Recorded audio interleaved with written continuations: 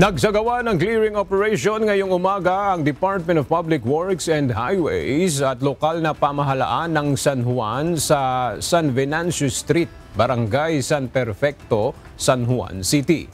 Isa sa mga pangunahing lugar sa lungsod na kadalasang binabaha sa tuwing malakas ang ulan. Mula sa San Juan City, makibalita tayo kay Ryan Lacanlale live. Ryan, ano yung nakikitang dahilan ng LGU at bakit malimit yung pagbaha dyan sa Barangay San Perfecto? Baradong kanal at istruktura na nakatayo sa drainage system na daanan ng tubig palabas sa San Juan ang ilan sa mga nakikitang dahilan. Ang lugar na ito ay isa sa mga flood-prone area dito sa San Juan. Ayon sa mga residente dito, bahagyang ulan lamang ay binabaha na ang kanilang lugar. Una-una, base po sa aming evaluation, na-determine po namin na yung tahanan sasagawa po ngayon ng voluntary clearing. Ito po ay isa sa mga dahilan kung bakit hindi ho dumadaloy ang tubig sapagkat naitayo po siya sa drainage system po. Pakitakpan mo yung keypad.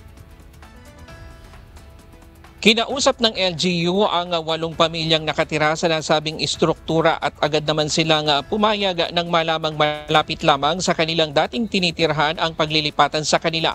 Voluntaryo silang lumikas at pansamantala munang mananatili sa staging area ng San Juan kung saan mas maayos at mas maginhawa ang kanilang titirhan habang inihintay ang pabahay ng pamahalaan ng kanilang permanenteng lilipatan.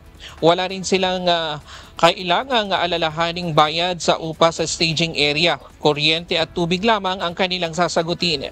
Natuklasan din ng DPWH na barado ang mga kanal.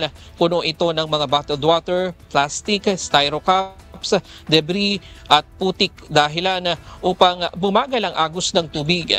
Matapos gibain ang istruktura sa gabal at malinisan ang mga kanal, plano ng DPWH at LGU na magtayo ng pumping station upang maibsan ang pagbaha sa lugar. Sabi ng DPWH, kalakip ng clearing operations sa mga drainage at obstruction ay ang disiplina ng bawat isa sa tamang pagtatapo ng basura.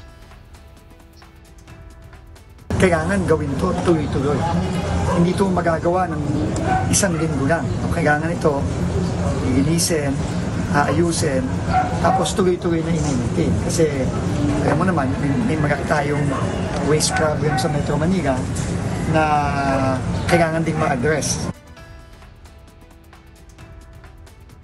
Hanggang ngayon ay nagpapatuloy yung paghiba doon sa bahay na nakatayo nga dito sa may drainage system. At sabi ng LGU at DPWH, ngayong buwan nakaschedule niya yung bidding doon sa pumping station na itatayo dito. At kung magtutuloy-tuloy yan, Enero na ngayong sa susunod na taon ay masisimulan na yung pumping station na yan. Diyan muna ang latest mula dito sa San Juan City. Balik sa iyo, Aga.